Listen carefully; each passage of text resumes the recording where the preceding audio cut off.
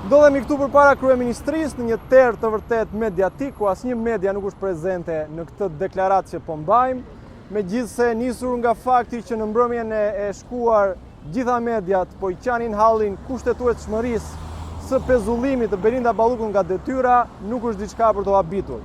Edi Ramës praktikisht i ka rënë të gjitha alibit që ai ka përdorur deri më sot.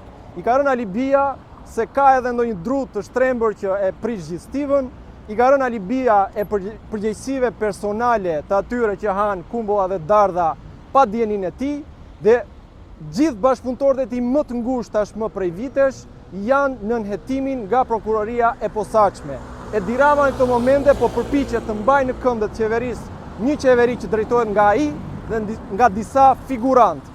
Prandaj ne kërkojmë një orë më parë dorëheqjen e tij dhe mbajtjen e zgjedhjeve të parakohshme. Është e patolerueshme që për një vend që synon të kap standardet e BE-s, të ruhet standardi i njeriu të dytë më të pushtetshëm, i hetuar nga spaku, por që mban në duart e veta gjithë buxhetin e shtetit, që përcakton tenderat, përcakton investimet e mbar vendit.